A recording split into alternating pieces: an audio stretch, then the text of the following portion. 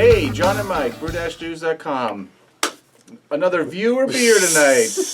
We're living it up. You can't even hold back your I can't. I am You're like wicked clapping your excited for this. hands like a little kid. It's Finally, great. this thing is paying off. We've been doing this for 9 years, and finally we're getting some free beer out of this. So tell me what we've got tonight. Okay, so again, we put the call out. A guy named Damien Osbourne. He's right outside the St. Louis area, and he sent us a couple of beers, but we're going to taste his. He calls this an American Amber Ale with a rye note in the finish. He actually uses crystal rye in this recipe. He's an all-grain brewer, but he decided to brew this extract batch. Oh. Yes. Oh. So going back to extract. Love it. Yeah, Love it's a it. good thing. So Damien sent this over. I think we gave him a shout out in a video a few weeks back. But the recipe is this: 5 pounds of sparkling amber dry malt extract, DME for all you people initializing at home. 1 pound of Simpson Crystal Rye. For hops, he puts a ½ ounce of Columbus with 30 minutes to go in the boil. And at flame out, he's putting in 1 whole ounce of Cascade. So do you... what kind of yeast? Does he say what kind of yeast? Yes, so Y yeast 1450, which I don't know off the top of my head. Sorry.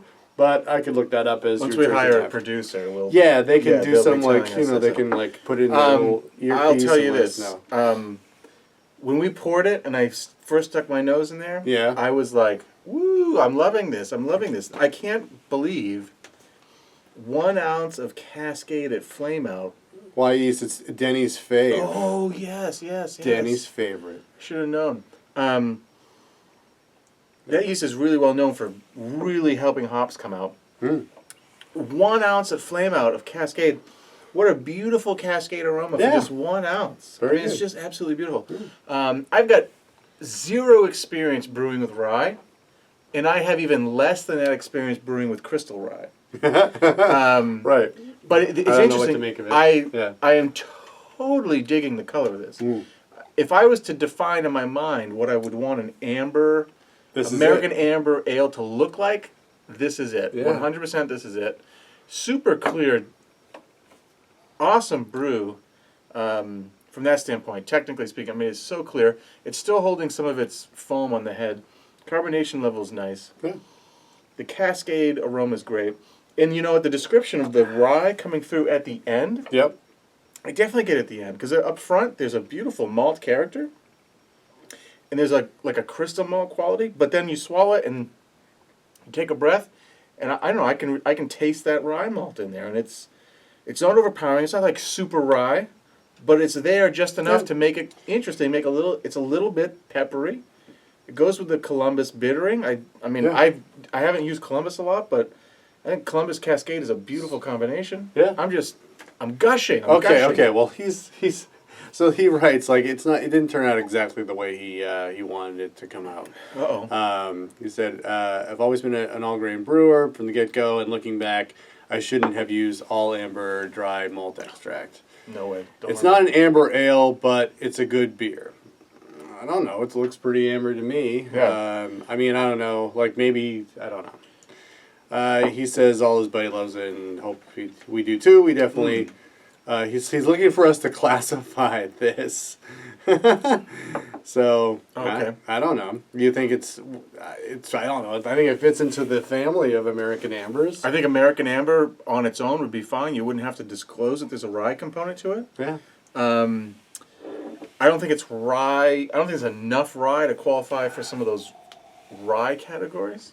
You might try it in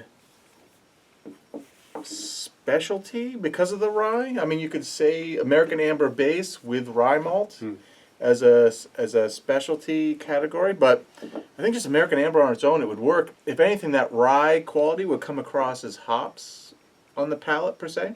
Unless you get a judge who's super experienced with rye. Yeah. But you know, this does not at all taste like it was made with amber malt extract. It's not extracty at all. It's super well attenuated. At least it tastes that way. If it's not, I mean, that's what happens in judging. It's about what it tastes, not what the hydrometer says, right? It's pretty dry.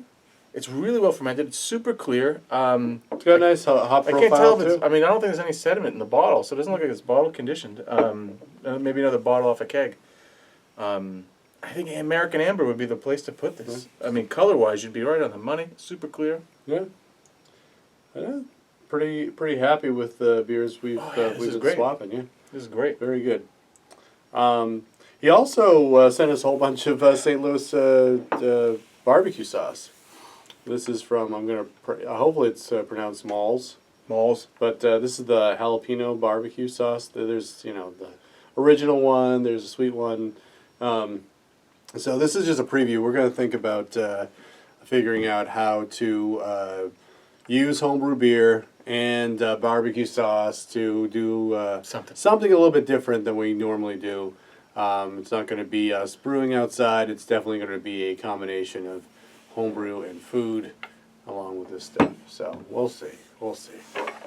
We're getting some ideas. Don't tell anybody. Seriously. I'm sensing some spicy barbecue beans with this baby. That's what I'm sensing. All right. We'll see what happens. You can do what you want. We'll go to the Brew Dudes' kitchens. Yeah, and we got to talk to the board of directors over there. We We'll do. see how we that do. goes. We can't afford a producer, but we have a board of directors. That's right. They tell us what to do because we need a boss.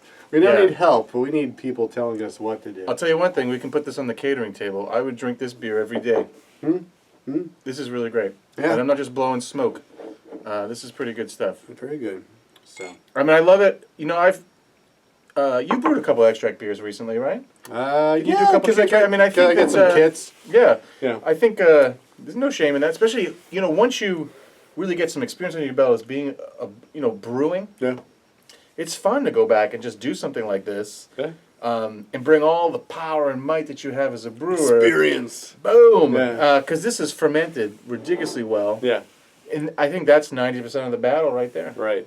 This has come out really good. No wonder why your buddies love drinking this beer, Damien. Yeah. It's fantastic. Yeah. So there you go. Thank you very much. So at some point we'll probably have to open up the swap thing again. We're still working on swapping. But We got to produce some beers ourselves for equal exchange. That's the thing. True that. Right. So anyway, for John and Mike, brew-dudes.com. Like, comment, and subscribe to our channel. We put something up every week. At least we try to. We try. But since 2013, I think we've hit it. So brew on and keep watching our videos. Thank you for the beers. Cheers.